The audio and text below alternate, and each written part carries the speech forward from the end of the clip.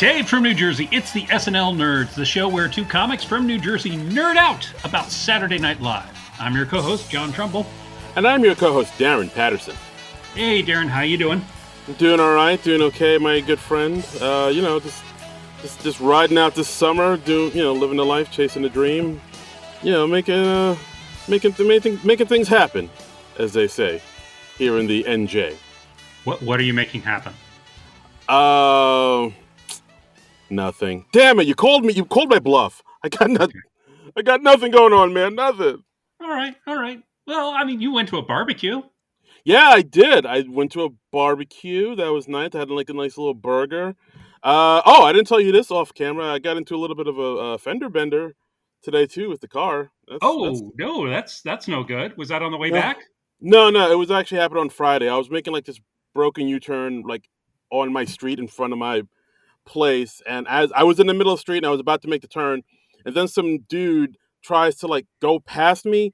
So he tries to drive past me while I'm making the broken U-turn, and he ends up dinging the front of my car, and we had to exchange information, and it was a whole thing. The kid was a young kid, like a teenager, one of these young hood rats, and I'm pretty sure it wasn't even his car. It might have been his dad's or something. You think it was hot?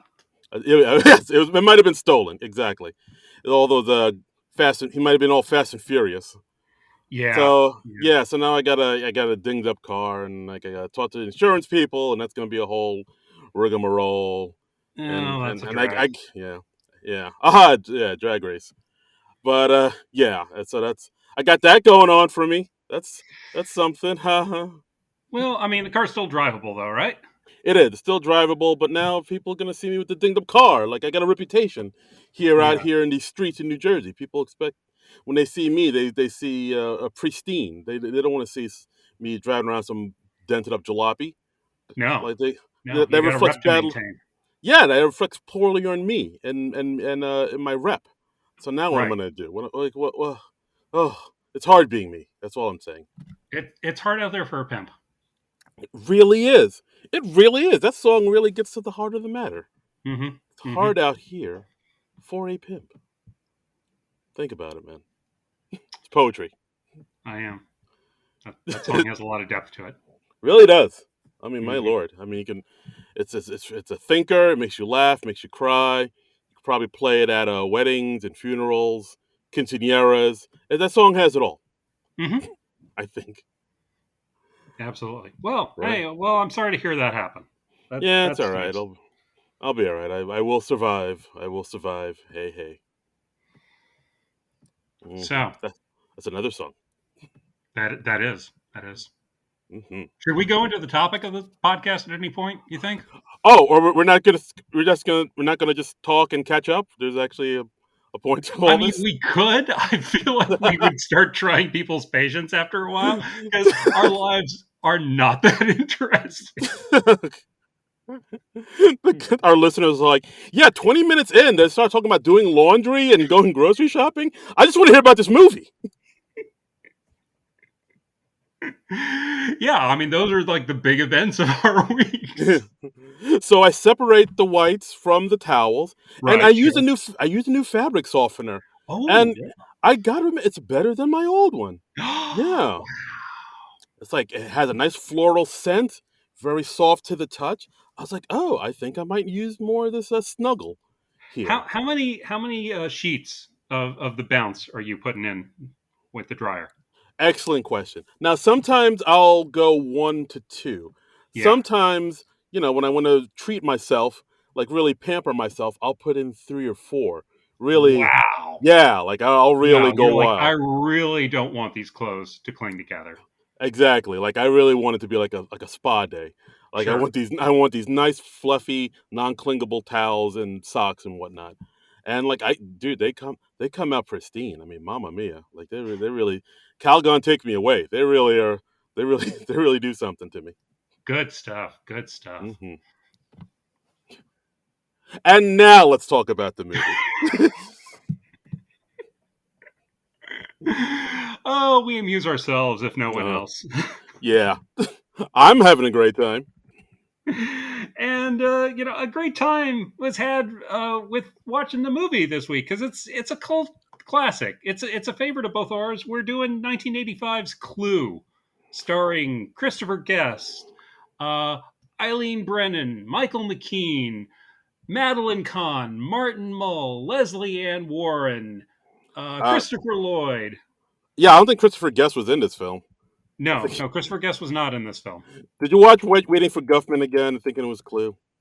I did not. Mm, There are surprisingly few murders in Waiting for Guffman, few, but not any or but something. yeah, this is a fun movie. It's a movie that didn't do very well on its initial release. Yeah, this movie came out December 13th, 1985. Had a budget of 15 mil, made 14.6. So, yee. And Yeah. yeah, screenplay and this was written by Jonathan Lynn, directed by Jonathan Lynn. You might know this was his first film. He went on to do some other pretty big films, such as My Cousin Vinny, which Hmm. to me that's comedy royalty.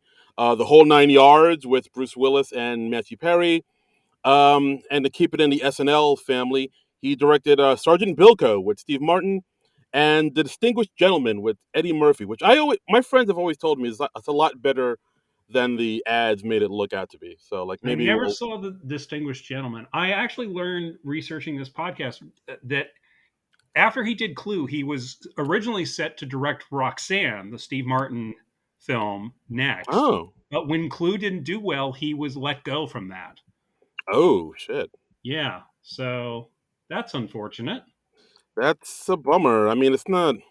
It wasn't his fault that the film didn't do well. I think, I mean, rewatching the film, I really think it might have been ahead of its time. I think like maybe people didn't really like maybe had a hard time sort of grasping the concept. I mean, because it's also like a dark comedy, but it's also like a mystery, but it's also gets kind Yeah, of slapsticky in some places. It also kind of feels like a play. To me, it's like almost like yeah. dinner There theater. actually is a stage version. The one of the community theaters near me, the Barn Theater in Montville, New Jersey, they're doing Ooh, a stage version of it this fall. I got a flyer for it in the mail just the other day. oh, far out. Hmm. That's pretty groovy. Neato. All right, cool. But yeah, this film, what was it? Oh yeah, screenplay by Jonathan Lynn, story by John Landis and Jonathan Lynn. So Yeah, hey now, yeah. good stuff. The there's a cool oral history of the film on BuzzFeed, and John Landis, he talks about how he was writing this film and he was doing okay. It was going pretty well until like he gets to the end where Wadsworth was like, "All right, I know who did it. I know how the murders were committed," and then he was like, "I have no idea how the murders were committed." And he was like, "This is why I need a real writer," and that's and I just gotta love that. It's like, oh yeah, the mystery. It's kind of easy up until you have to solve it. Yeah, because I mean, well, as much as I love this film, that is one of the things where I guess kind of throws me, where it does get a bit kind of complicated as to Hmm. like once you try to figure out or follow the story about like who knows who and Right. the What connections happened everybody has. when? Yeah, what happened when and whatnot. It's all like a Yeah. little like, all right, wait, so all right, so that he's that guy, he knows him from a thing, and it's to keep all those red strings connected, it gets a little puzzling at sometimes. Yeah. Yeah. But I'm forgiving of that because it is more of a comedy than a mystery. So the main rule is it funny? So and I think it is a brilliantly funny movie, and I think it's really clever. I mean, I think it's clever in both how it's constructed plot wise, and there Mm. are also some really clever lines in there. Yes, yes, absolutely. There are some humdingers of lines in this film. I really enjoyed them. Like I wrote down a bunch of like, oh, that's a snappy line right there. Yeah, yeah. Wait, so as far as this movie goes, when did this movie come into your life? Did you, it came out in '85, so I'm assuming you didn't see it in the theater, or No, I actually did see it in the theaters. what? I would have been 13 years old when this movie came out, so I saw it. Oh, It was probably sometime in December or maybe in January of '86. And the big gimmick of this film, because it's based on the board game, mm-hmm. the board game known as Clue in the US and Cluedo in the UK. I don't know why it's called Cluedo. Um, and the gimmick was that in in the board game, like you have a murder victim, Mr. Body, and you have to figure out who the killer was, what the murder weapon was, and where the murder was committed. You have all these cards, and it's a fun Right. game, as I recall. I haven't played it in years, but Yeah, it's been a minute for me yeah, too. but the gimmick in keeping with the board game, where the board game could have different solutions each time, was that they would do multiple endings for the movie, which sounds like a cool idea. You're thinking like, oh yeah, so people will go to the theater and see the different endings. And I actually did go see this twice in its original theatrical release, and I was lucky enough to see two endings. Oh, nice. So That's yeah, fantastic. so I dug it from the start. I was an early Clue adopter. Okay. So what about you? Fantastic. I'm assuming you were like one of the people who caught it on cable or on TV sometime. Yeah, I think it's one of the things where actually my sister really liked this movie before I did. So I think she Hmm. saw it on because like this was one of those movies that would rerun on like TBS or the WPIX networks later, like Yeah. on Sunday afternoons and stuff. Hmm. And so I think she watched it there, and she like really liked it. Though it was funny, and I was kind of like, I don't know, maybe. And then like later on, I just sat down and watched it. Like I think, and then I saw like how funny it was, and I think around that's around the time where I realized that there was like a whole sort of cult of people that really enjoyed this movie. Like I mean, to this Yeah. day, there's still like tons of like fans and underground fans that really love this movie. I think it's almost to the point where there has been talks of them doing a Clue reboot, like a film reboot. I believe Yes. Yeah. Ryan Reynolds has the yes. rights to do a remake, and he was working on it with the writers from Deadpool, Mm. and that was announced in 2018. And I don't know if you remember, like a few years ago when this was first announced, you and I and a couple of my other friends, we actually did a whole Facebook thread, and we came up with a modern day cast for the movie. Oh wow, yeah, we did. Yeah. Whoa, I Yeah. totally forgot about that. I forgot who I said. I think who did you say? You said there was like you mentioned somebody that was like I thought that was perfect for it Well, for I've the I've role. got it up. I've come up with okay. Well, I'm let's run through it now since we Okay, came up with for Wadsworth, the Tim Curry part. I came up with Benedict Cumberbatch, and perfect. this is like 4 or 5 years ago. So I at this point I don't remember who suggested what person for what part. Okay. Um, but it was you, me, my friend Frankie, and our friend Molly Sperduto who Oh, gave the most nice. suggestions. I have Christina Hendricks as Miss Scarlet, Mm. the Hey now. uh, Leslie Ann Warren role. Hubba hubba. Um, this one I really like. I have J.K. Simmons as Colonel Mustard. That was it. I thought that was like spot on perfect. That's pretty brilliant. I think I Like don't know who came up with that, but I'm just like, wow, stop drilling, you've hit oil. exactly. Unfortunately, our choice for Mrs. Peacock has since passed away. We chose Jessica Walter from Arrested Development and Mm, Archer. So yeah. she's since passed on, so we'd have to find somebody else for that role. This next one I like too. Neil Patrick Harris for Mr. Green. That's good. Yeah, yeah. Yeah, That's yeah. He could have a lot of fun with that part. absolutely. Um, for Professor Plum, we had John C. Riley. I have a Okay. feeling that was Frankie's choice. Okay. I could see him doing it. I mean, he's I not my first choice, but I could see him doing it. I wrote at the time it was like I see about six different ways John C. Riley could play Professor Plum, and they would all be pretty hilarious. So I think that was what the clincher was for me. But I mean, Mm. Christopher Lloyd's one of my favorite people in the movie. The next choice I think is pretty perfect too. For Mrs. White, we had Kate McKinnon. Get some SNL in there. Yeah, that would Yeah, I work. mean she's like the closest we have to a modern day Madeline Kahn, I think. So You know what? That's actually pretty spot on. yep, I think Yeah, so. yeah. For Yvette the maid that Colleen Camp played, we chose Kate Upton. Hey now. Oh yeah, I remember Kate Upton.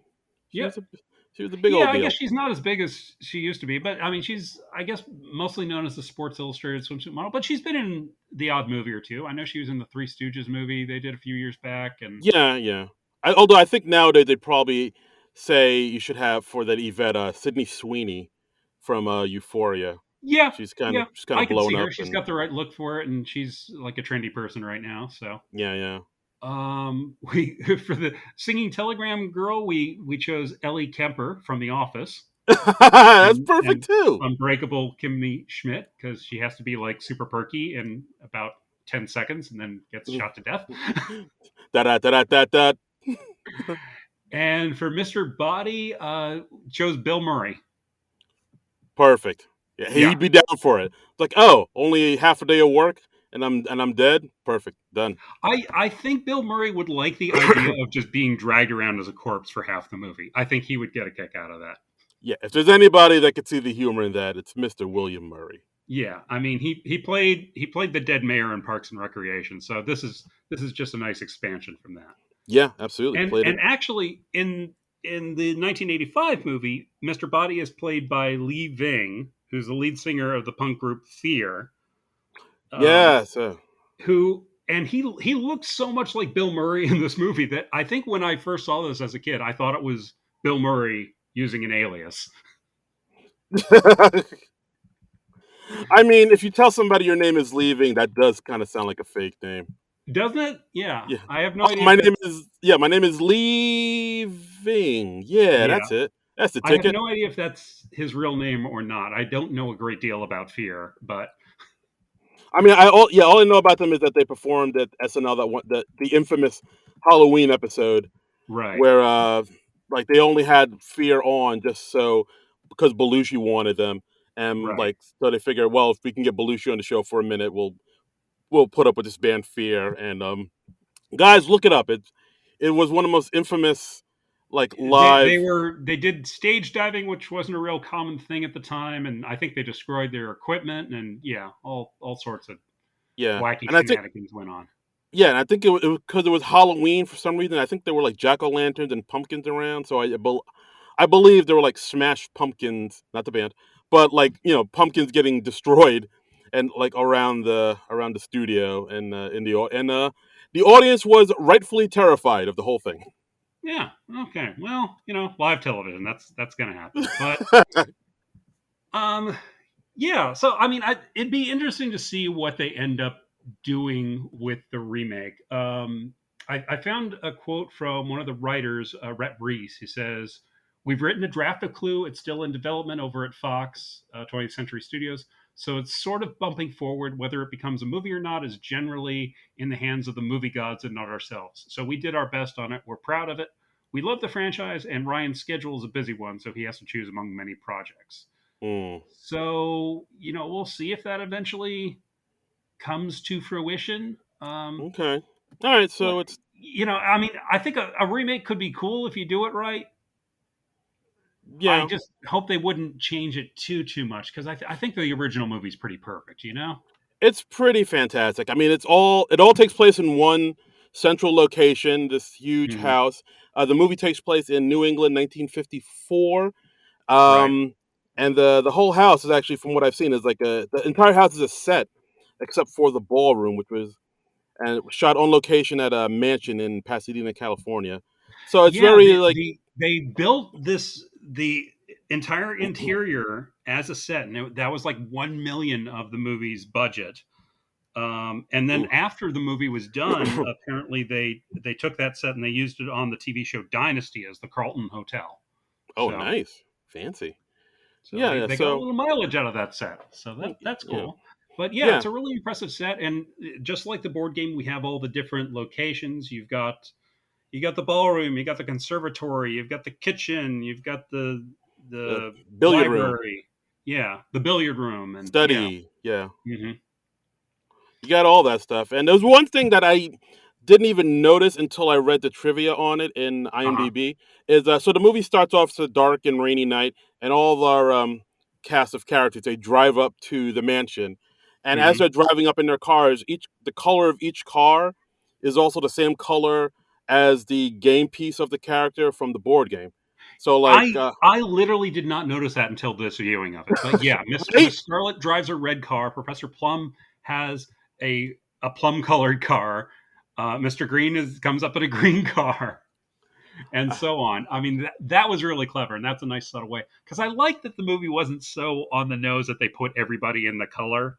Because in the movie, we find out that all those names are aliases. Right, absolutely. Like that's a new thing they did. Yeah, which is a cool way to do it because it would be very contrived if it was everybody's real name. So yeah, everybody comes in and they're like, "Oh yeah, we're just being addressed by aliases," and we find out that all these people are being blackmailed Right. for Like various reasons. right. They all find out. Well, they find out that they all work and live in DC, and then they all Mm-hmm. have like some type of connection to the government. So they all either work Yep. for the government or something like that. So they all have that in common. Then they also find out that they're all being blackmailed as well, like you said. Yeah, yeah, and there's a nice variance of reasons why they're being blackmailed. Um, Mrs. Peacock, we find out that she's a senator's wife and she's been taking kickbacks from lobbyists so that to ensure her husband's vote. Um, Professor Plum is he works for the UN, but he used to be a psychiatrist and he lost his medical license because he had an affair with one of his patients. Yeah, Christopher Lloyd he's a straight up horn dog in this film. Like I He think is, and it's kind of amazing that he did this performance and Doc Brown in Back to the Future in the same year. I think oh wow. that's a good year, man. That's a solid year, yeah. But yeah, I the mean, even Professor even Plum. though this movie didn't do very well, I mean, nobody has anything to be ashamed of artistically. It's a total artistic success. I think it just wasn't marketed well, so it didn't do very well at the box office. Yeah, that's a Um, bummer. But yeah, Professor Plum was Miss great too. Scar- I also noticed this one thing in the trivia where it says, like you said, he works for the World Health Organization, part of yeah, the United Nations organizations, which means hmm he works for UNOWHO. You know who? you know who? Uh, Yeah, uh, yeah, yeah. uh. There's a lot of wordplay in the script of this. Let's see. Let's run through the other characters.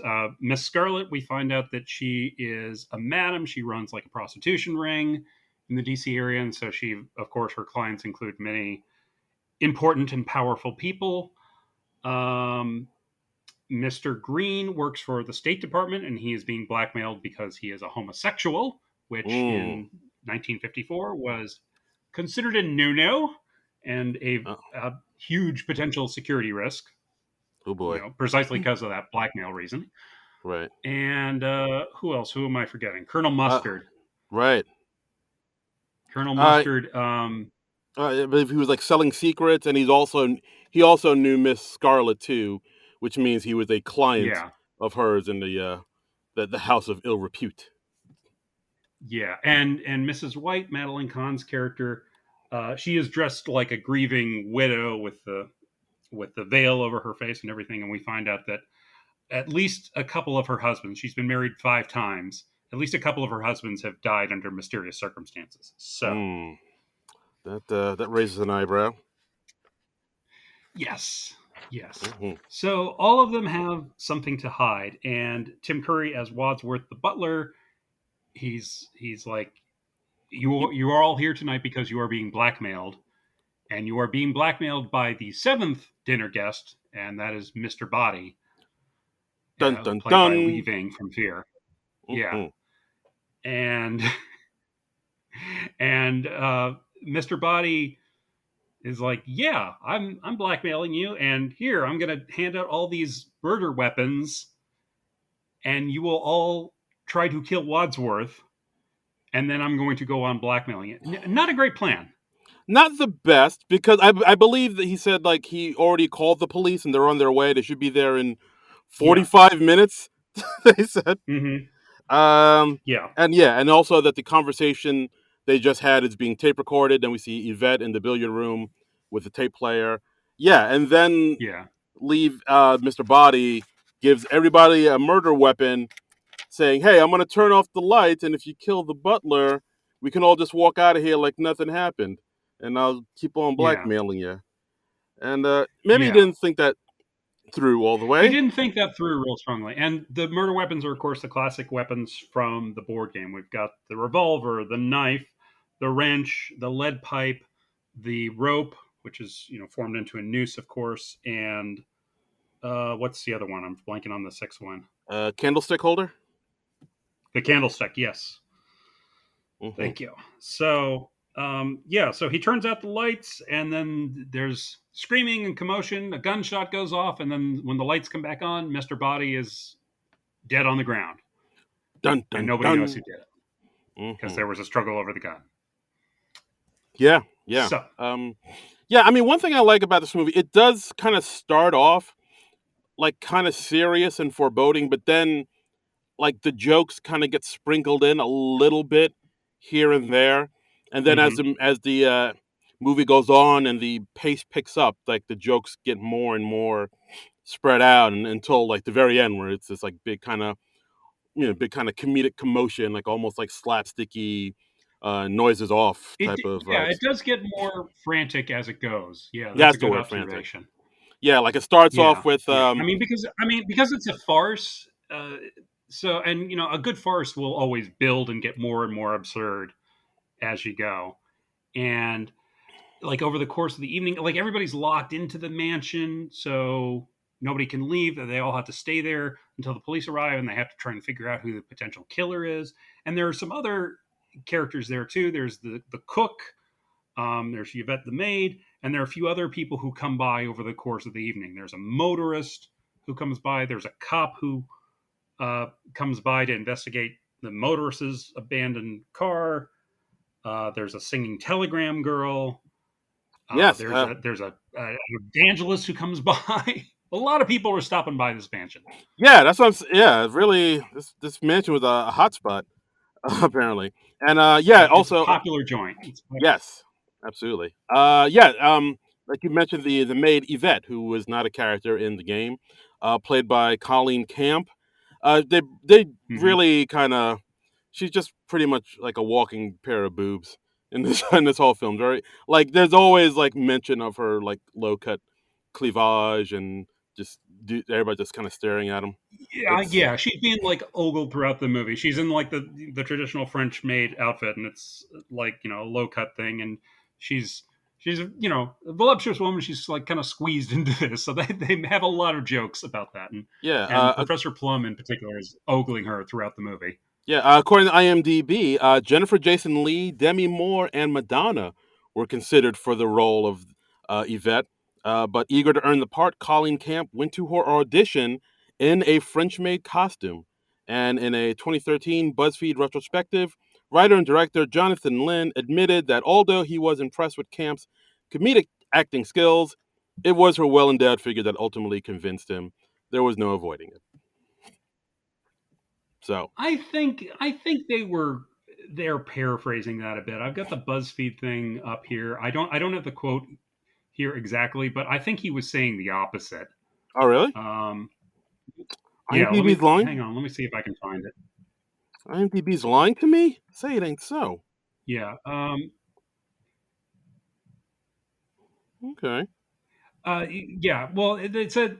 Yeah. Okay. Here's what it says in the BuzzFeed article. He says I just found her hilarious. Says Lynn. Did Camp's considerable décolletage play any role in casting her? Not really. Says Lynn. I mean, the bosom is there. There was no avoiding it. So yeah, that's Oh. the exact opposite of what IMDb was saying. I What don't the know who typed that up for IMDb, what the but fuck? yeah, no, she IMDb. she got the role for her performance reasons, folks. IMDb made me look the fool here on my own podcast.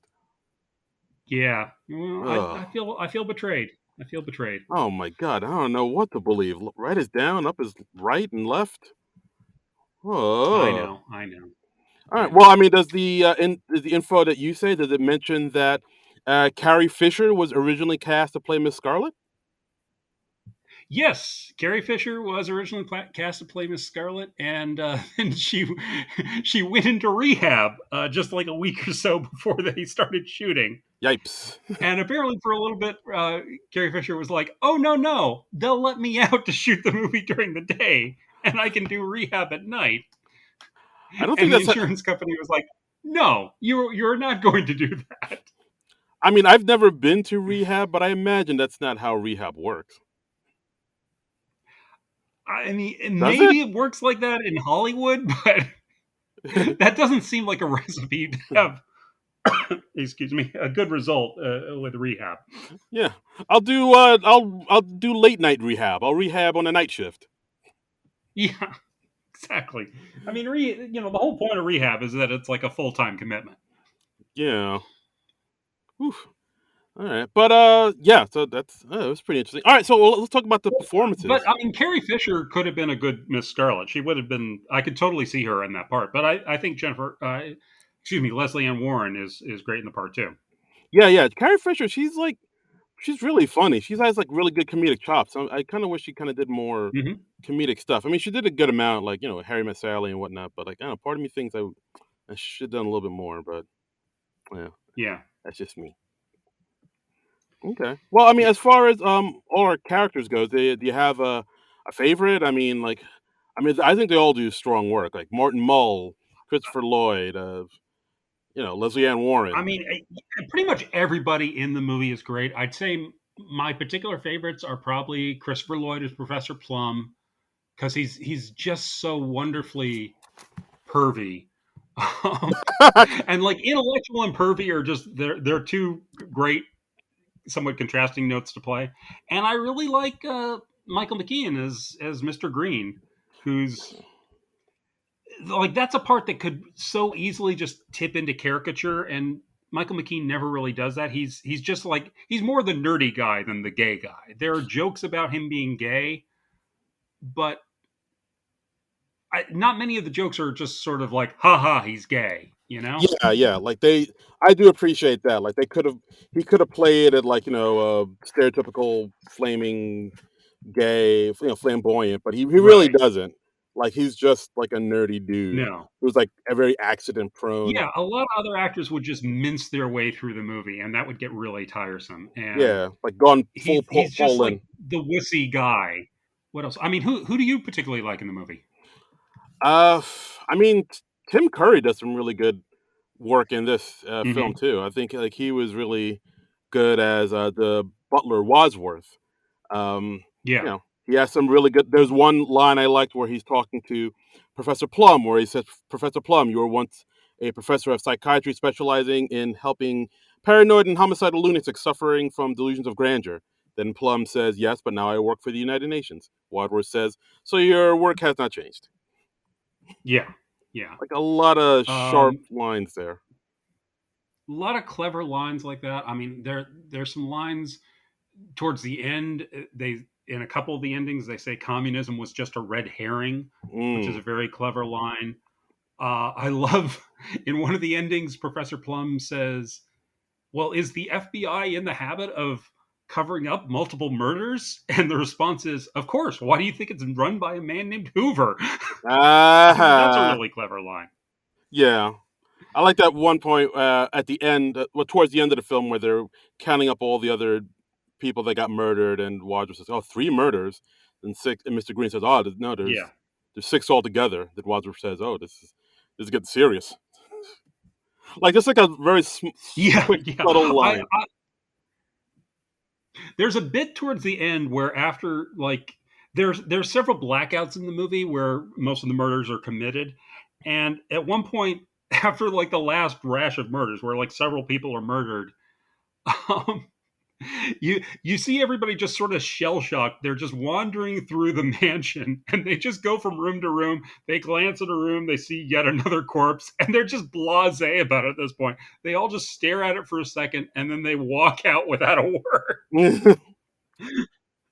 And it's just hilarious. It's some great black comedy. I really love that.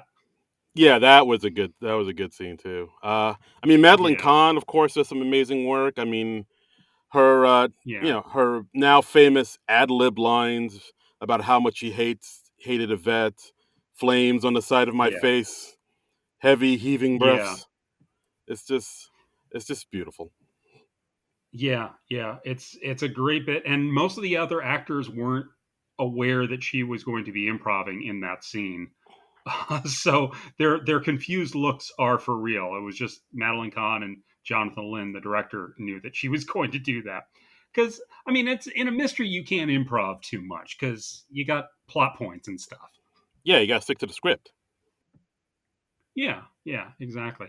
But I mean, everybody in this movie is good. I don't think there's a bad performance in the movie. Lee Ving is like and apparently he was a choice that the studio forced on Jonathan Lynn, and Jonathan Lynn was like, "Well, I haven't gone along with them on any of their other casting choices, so I better give them this one." And Mr. Body's not the most consequential part in the movie because he gets killed pretty early on. So Oh wow! Wait, so the studio wanted that's it an easy him? one to give in on. Yeah, so the studio had him in it just because he was like a hot star or something. I guess I don't know if I. It's a weird choice, man. I don't think Fear ever had much in the way of mainstream success, or at least not that I can recall. Yeah. So I don't know, but I guess he was the trendy person at the moment. Hmm. All right. I guess. I guess. I mean, it's a weird choice. It's a weird choice. Yeah. No. Absolutely. But I don't know. What ifs? Let me ask you something. Something that's always kind of mystified me a bit about the movie because the movie takes place in 1954, and we have the patrol cop come by at one point, like about halfway through the movie, and he like later becomes one of the victims as well. Does it seem weird to you that we have an African American patrol cop in 1954? That seems a little anachronistic to me. Yeah. I didn't want to say anything, but I was like, I mean, I get it. Maybe they wanted diversity, but look, I'm Yeah, like I'm no history buff, but I'm pretty sure there weren't too many brothers on that side. yeah, You know, we're working with the boys in blue. There might, I mean, there might have and been. I mean it's possible. I'm sure there, but you'd think they'd still be walking a beat or something like that. And I'm not really complaining about it. I'm just saying like for that period of history, it seems a little unlikely to me. Yeah, no, But I hear you. so, um, but yeah. It, this is a tough movie to summarize because like there's so much that goes on. It's a very densely plotted movie, and we were saying before we started recording, it's like so much happens in this movie. It's we can't really hope to summarize it except in the broadest possible terms. It's you gather all these people together in a mansion, and a bunch of murders happen, and hilarity ensues. Yes, and you wouldn't think murder would be funny, but you'd be wrong. You'd be wrong. It's a very funny movie. I mean, and it's a very quotable movie too. Yeah, it's a lot of great lines Yeah, I like there's that one line in the that movie. Miss White has about how she believes her men should be like Kleenex, soft, strong, and disposable. Yeah, that's a great line. It's a great line. It's a That's great a great line. line. I mean, there's lots of clever wordplay um, where they're talking about Colonel Mustard's blackmail, and they say, "Oh, you've been caught in a double negative," and he goes, "Negative? You mean you have photographs?" And he says, "Oh, well, your double negative has resulted in proof positive," and just a lot of clever stuff like that. It really works, and it's the sort of thing that rewards multiple viewings too, because you can pick up on things that you missed the first time around. Right. Yeah, because I think like after after you watch it the first time and you watch it again and again, you start to try to figure out how the mystery is going to, like, you try to pick up on the clues that they leave and try to figure Right. out who done it. I mean, are you one of those type of people like whenever you watch a mystery, you try to figure out who done it, or you just sort of go along for the ride and then wait for the mystery to be solved at the end and to be like, Well, oh, that's how they I did it. think I think that's a lot of the fun of a mystery is yeah, you're trying to solve it along with the people in the movie or in the book. And yeah, and it's a lot of fun. I don't know how if this movie really plays fair with all the clues and stuff because I mean, if you're going to have multiple endings, it kind of by definition has to be sort of arbitrary where anybody could have done it. So you Right. can't really have clues that point to a specific person. Um, Although, I mean, okay, well, how do the multiple endings work for you? We haven't talked much about that yet. Yeah, we could talk about that. I mean, according to IMDb, which I'm hoping isn't lying to me again, saying that it was John Yeah, Landis's idea to have three different endings play in different theaters. His reasoning right. was that if the audience caught onto this gimmick, they would each go see the film three times. His plan backfired as people decided that they did not want to pay three times to see the same film. Yeah, which makes sense. And it's not a long movie, so they probably would have been better off doing it how it typically airs on TV and how you can watch it on DVD nowadays, is where they just play the three endings one after another. They play the first one and then they say that's one way it could have happened. How about this? And then they show the second ending and then they say, but this is what really happened. And then they show the third ending, which I think most people are agreed on that the third ending is the best. I would agree. Actually, according to, we tweeted out that we were talking about this movie, and our good friend Hmm. Manette Murati said which one of the endings was our favorite. And yeah, I would say the third one is the one that's the strongest, just because it has so many twists and turns within it, and Yeah. it seems to make more sense than the other two. It's a little bit more. I think the third one was the strongest. Yeah, yeah, I would agree with that. I think the third one is definitely my favorite out of the bunch, and that's the one that I sort of consider the real ending of the movie, and apparently the filmmakers do too. So, um, yeah, and that's the most fun because everybody has some good notes to play in it. So, but I mean, there's worthwhile stuff in all three of the endings. Um, Yeah, yeah, absolutely. yeah, and it was fun to see it in the theater back in the day, and I saw two out of the three endings. I think I either didn't make it to the third one, or maybe I just gotten my fill at that point. Uh, Maybe I didn't want to pay to see the same movie three times. I think it was also kind of a crapshoot as to which ending you would get. And I yeah, know I would have felt kind of cheated if I'd gone to see it twice and gotten the same ending yeah. twice, you It's like know? you feel like it's like if you buy a pack of baseball cards and you get the same cards you got like last week or something. Yeah, it's like, I don't want Yeah, this. exactly. But according to Exactly. again, You feel like you're wasting money.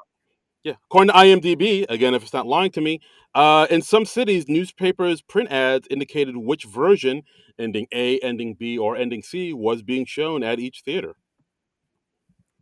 Right. That could have Right. helped. That could have helped you out. But I mean, apparently there was even some confusion about that because in Roger Ebert's review, he said like when he saw the film, he saw it all three endings, and then the studio told him like which end was ending B, which one was A, and which one was C. But apparently there was confusion about that, so it sounds like they really dropped the ball on the multiple ending thing, Yeah. and it's it's it's a nice sounding idea, but in retrospect, it was probably more trouble than it was worth. Yeah, yeah, it's one of those gimmicks where it's like this might I don't know if people will jive with this, but it sounds good on paper. It sounds like, oh, this might be Yeah. something that people do in the future. And no, this is one of the only time they ever did this.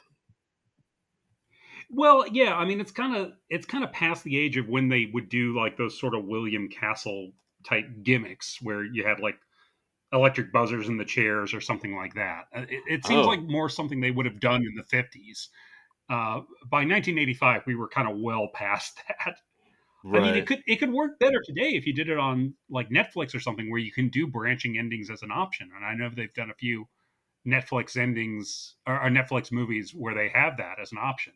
Yeah, I So think it could work better today. yeah, I think they did that with I believe it was that like that Black Mirror movie where it's like a choose your own adventure and like you Right. That's what I had was thinking of. yeah, it had like multiple endings and whatnot. I mean, Hmm. yeah, yeah. So maybe they could do that. Maybe they'll have a choose your own clue adventure for Netflix. Maybe Ryan Reynolds, are you listening? I think we're giving you gold here. Yeah, it could be fun. Could be fun. Hmm.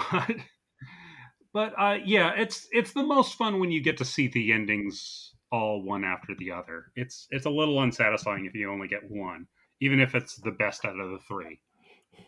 Yeah, yeah, absolutely. Like the first time I saw it was with all three endings and thought, "Oh, that's cool." And then I learned Yeah. that actually when they aired in the theaters, only one it was like, there was like all three endings didn't show up in the theater like that. It was like one ending. And I was like, "Oh, No. that's a twist."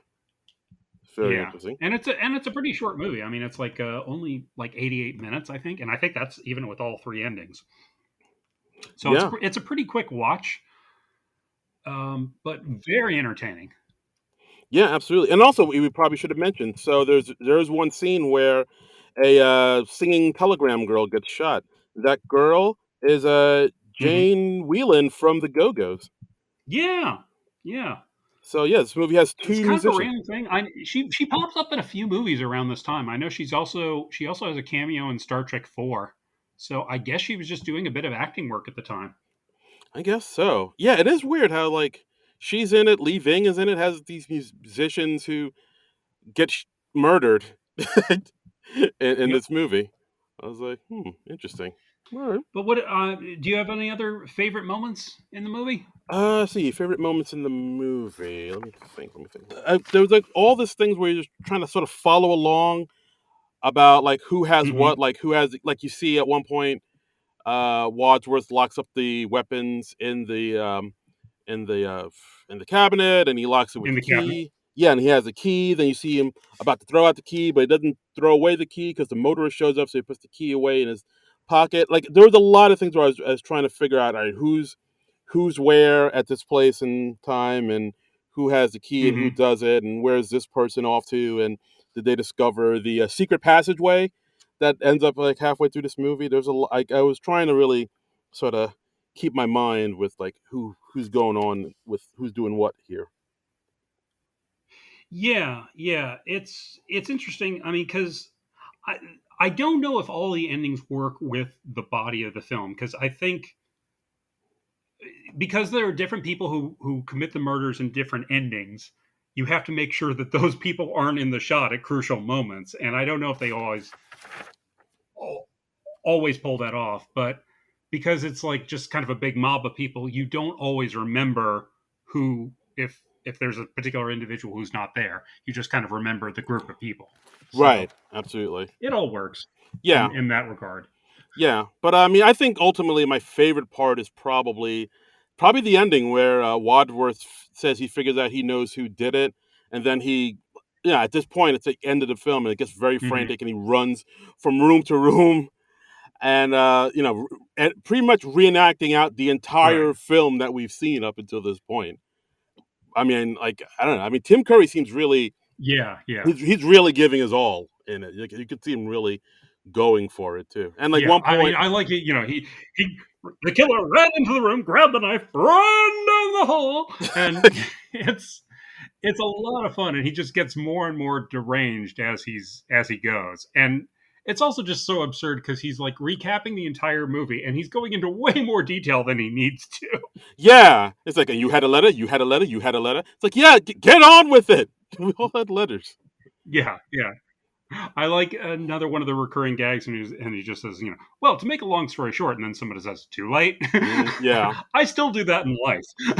as you should. Whenever I hear somebody say, to make a long story short, I instinctively want to say, too Too late. late. And if I do not say that to you in life, be assured that I am thinking it because I have had that burned into my brain since 1985. Fantastic, sir. Fantastic. Yeah. But yeah, like I would say that's my favorite part. I also liked. I don't know. There was something with Tim Curry's performance. It was like so, like almost over the top, and like the way when he Hmm. confronted Colonel Mustard, saying how Colonel Mustard was being blackmailed because he has photographs of Colonel Mustard with with another woman in flagrante delicto, like things like that. Yeah. Yeah. Like I was like, where'd that word come from? I like it, but where'd it come Yeah. from? Yeah. I mean, everybody's got like some really nice grace notes in their performance. I mean, everybody's got at least a moment or two where they're just they're nailing it. There's one moment when like when Wadsworth's explaining all the murders to everybody, and Colonel Mustard is like struggling to keep up, and Martin Mull just goes like, "So whoever knew that the cook was involved killed her," and then Wadsworth confirms this, and you see Colonel Mustard, he just like glances to the person next to him, and he gives like a little confident nod, like, "Hey, I got it," and it's just hilarious. It's just a really funny small moment, but yeah, it's great stuff. It's great stuff. I mean, everybody's playing off each other really well. They have a nice chemistry together. This cast. Yeah, I would. That's another thing I would say. Like the chemistry between the cast is really like on point. Like everybody has like good comedic chops. They're good bouncing off each Mhm. other. I mean, of course, people like Madeline Kahn, Martin Mull. They've been they're doing comedy for forever. And Tim Curry Yeah, too. He has comedy chops too. This is a really strong cast. I thought. Of course, Michael McKean doing comedy forever. Like yeah, this is like a yeah, really strong cast. I thought. yeah, and everybody's bringing their A game in this, and I mean, it's like so many people like at their peak. It feels like. I mean, Christopher Lloyd's obviously killing it in 1985. Uh, Michael McKean is great. I mean, this wasn't too long after he did like Spinal Tap.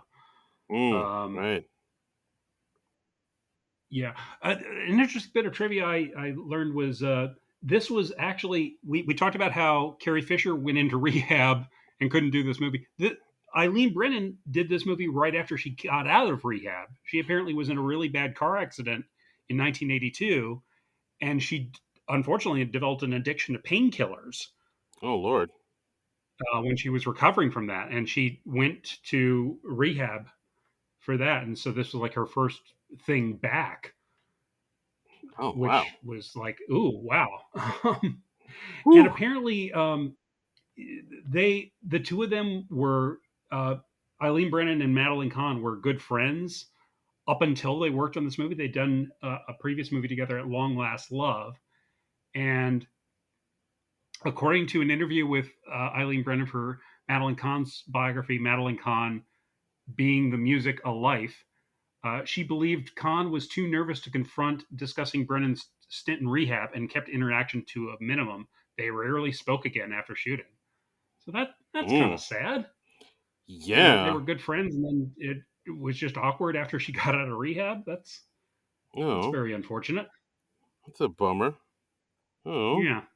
that's so sad. So, but I mean, overall, it's a really fun movie, especially if you're any kind of mystery fan or like a board game fan. Certainly the best movie ever based on a board game. I'm gonna say it. I haven't Yeah, seen Battleship, but I'm gonna go out on a limb and say it's better than Battleship. dude, I haven't even seen Battleship either. I will never see Battleship, so I'm gonna say this is definitely better than Battleship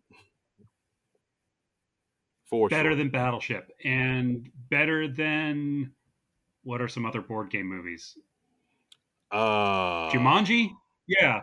It's better than Jumanji, sure. Let's go even though there. Jumanji wasn't a real board game. Yeah. Yeah, all right. Yeah, let's do that. I like that. In Yeah, your face, Jumanji. yeah. Step your game up, Jumanji. Yeah. Okay, and yeah. So also, I'm reading the IMDb, hoping it's not lying to me, but according to this, there was Yeah. actually a fourth ending scripted and shot for this film too. Oh, yeah. We didn't talk about that. Apparently accounts vary on whether it was shot or whether it was shot in full. They axed that fourth ending because it wasn't up to par, but we kind of know what it was because it appears in the novelization and in like the young reader's storybook about the movie. So we kind of know what the ending was. Okay. Well, I mean, according to IMDb, again, hopefully it's not lying to me. There was actually a fourth Yeah. ending scripted and shot in which Wadsworth committed all of the murders out of a twisted need for perfection in his life. He reveals that he poisoned Mm. everyone with a slow acting toxin in their drinks. It ended with Wadsworth being killed by the dogs as he attempted to escape by car from the house. The rather grim nature of the ending is probably why it was never released. It was shown because the filmmakers thought the ending would have been too obvious. It only survives in the novelization and the storybook, which features a single photo that from that ending, the chief punching Wadsworth in the stomach. Yeah. So yeah, we almost had an ending where everybody croaks. Yeah, that and also that sounds like kind of a downer, you know. Yeah, Even though the movie's like very blasé about all the people dying over the course of it, I think killing off most of the cast would probably be a bad way to go. yeah, it's like one of those things. Like if you've ever heard of the original ending for like Little Shop of Horrors, this sounds like that. Yeah, yeah, where the plant eats the world. Yeah. Yeah, that's ooh, that's it's too dark, too dark. Well, yeah, apparently, like with that, it was an ending that worked well on stage, but it didn't work well in the movie. Mm. But yeah, so but it's a really fun movie, and it's definitely worth seeing if you haven't seen it. We've tried to keep relatively spoiler free. We haven't like talked about the endings that they used real extensively, so you can still enjoy those and be surprised by who done it. Yeah, absolutely. But yeah, I would absolutely, even if you know, I mean, yeah, we kind of didn't tell you who done it because like there are a bunch of different endings, but either way, this we highly recommend you check out this film. It's a Hmm. pleaser, my friends. It's a pleaser. Yeah, and it's become a cult classic for a reason, and you still see it like people love doing memes about this movie. You see like the Madeline Kahn flames on the side of my face being Mm. used all the time on Twitter and stuff. So it's like a few years ago on the series Psych, they did a tribute episode to Clue, and they had Leslie Ann Warren, Martin Mull, and Christopher Lloyd guest star. Oh, nice. That's Yeah, pretty cool. yeah. I've never seen that episode, but I should check it out. I haven't seen too much of Psych, but Oh yeah, yeah. Like I know it's another show that has like a huge cult following. It seems like a lot of the stuff that has like a cult following from like the 80s and 90s is starting to sort of truly get its due nowadays, which I think is yeah, pretty great. yeah, yeah. I'm glad the movie's more appreciated now, and I think it showed up on TV a lot. I mean, Michael McKean's theory on that was like it's about a lot of adult stuff, but it isn't really adult. He's like there are no dirty words, there's no toplessness. It's good television programming. That's what Martin Mull says. Um, but yeah, yeah. Michael McKean said something similar along the lines. He was like, there's sex, there's murder and blackmail, but it does, it's not really explicit, and it's a PG movie, so anything it happens, it's still kind of innocent, and it's perfectly fine to air on afternoon TV. And I think that was probably a reason why it aired so much. It was also probably pretty cheap, Mm. considering it didn't do well at the box office. Yeah, that's true. Yeah, this movie. I mean, even though there's tons of murders in it, not very bloody at all.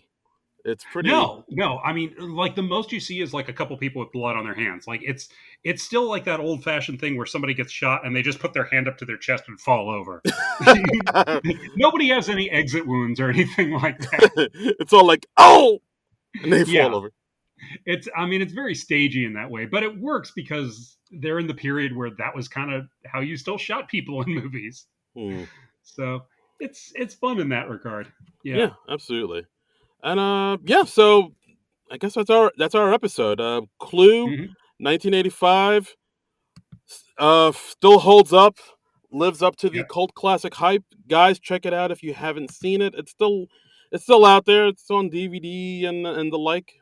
I believe it's Yeah. on Showtime right now. That's where I saw it. But yeah, dude, give Oh, it go okay. to That's watch. cool. I actually own the DVD.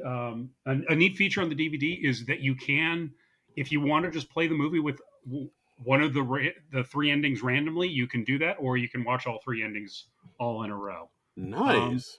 it might be fun just to do a random ending the first time you're watching it, and or watch all three in a row. I'm not the boss of you. I'm not going to tell you how to live your life. Yeah, you do you. You do That's what you you.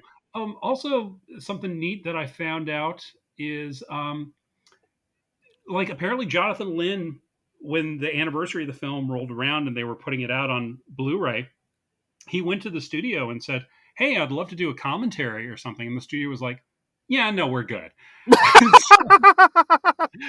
I hate that. Like this movie deserves a commentary or like a making of featurette, and I hate that we don't have any cool extras like that on the DVD. But apparently, some enterprising fan got together with Jonathan Lynn and they recorded their own commentary track. So Mm. I'll put up a I haven't listened to it yet, but I'll listen to it and I'll put up a link to it on the SNL Nerds show Twitter account, so you can listen along, watch and listen along to Jonathan Lynn telling you all cool bits of trivia about the movie, and not like that lying IMDb trivia Yeah. page where This. we don't know what to believe anymore. Oh my God! It's all false, fake news that they're putting on Yeah, IMDb, trying to lie to the good people. I'm sick of yeah, it. it's not right. It's not Ain't right. right. Ain't right. Mm-mm. Nuh-uh. And yeah, and I guess that's the episode, right? I, I think so. okay. I think so. Well, guys, that's our episode. Check out Clue. It's fucking phenomenal. It's hilarious. If anybody having like a Clue themed party, invite us. We'd love to be part of it. Yeah, Uh, I you know, actually like.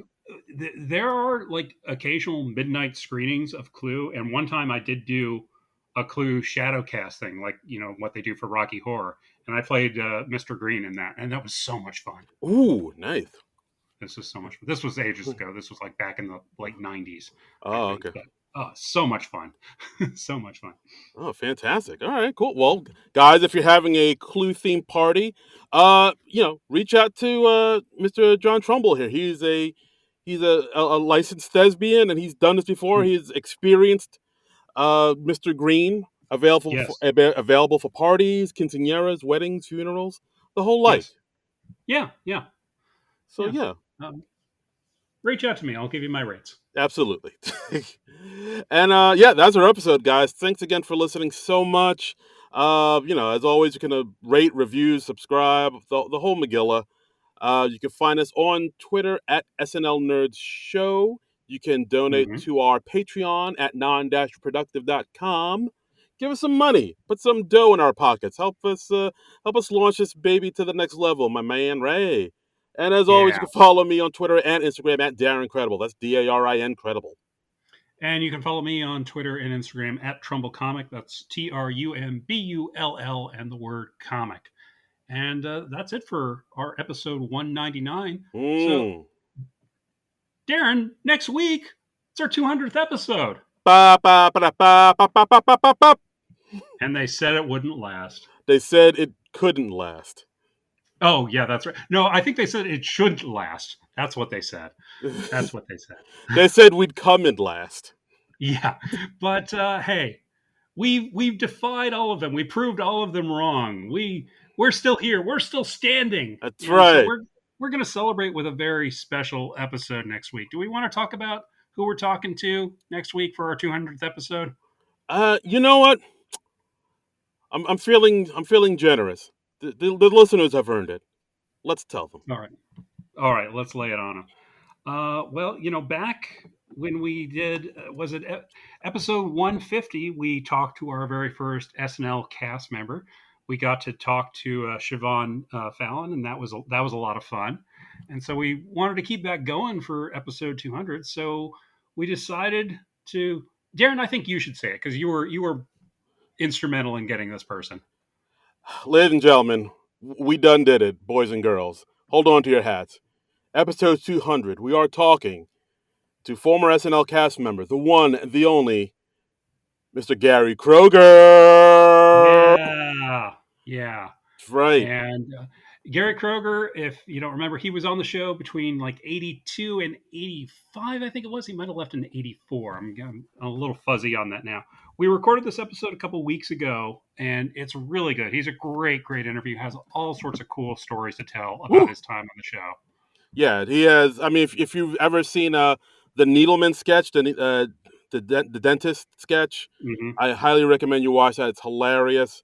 Yeah. I mean, he's The done Superman audition sketch, Superman that's on. a favorite of mine. That's from when Christopher Reeve was hosting. Uh, that's a great sketch. He did a lot of cool stuff, and it's a overlooked era of the show because it's like during the time that Lauren wasn't running the show. So you don't see it as often in reruns and stuff. But we had a ton of fun talking to him. He's just a great guest. Yeah, folks, though I'm not sugarcoating it. Like, this dude was a great get, and he is a conversationalist, and he has stories galore that'll just keep Mm-hmm. you glued. Like, so you do not want to miss this episode. All right, Yeah. this is one for the books. This is one for the ages. This was a hoot and a half. Like, so tune in for episode 200 of the SNL Episode Nerds. 200 next week. Woo! So check that out. And we got some cool stuff going beyond that. We're figuring it out right now. We're right now we're gonna have some guests from other podcasts come on. We're gonna be guesting on another podcast, talking about some other SNL movies. Yeah, It's season right around the corner. Oh. I mean, it's nowhere to go but up. Oh man, baby, we're going straight to the top, my man. Straight to the top. That's right. Forget it. So, all right. So, yeah, next week, Gary Kroger, episode 200. Dig it. And until then, nerds out. This has been a non-productive media presentation. Executive producer Frank Hablawi. This program and many others like it on the Non-Productive Network is distributed under a Creative Commons Attribution Non-Commercial No Derivatives license. Please share it, but ask before trying to change it or sell it. For more information, visit Non-Productive.com.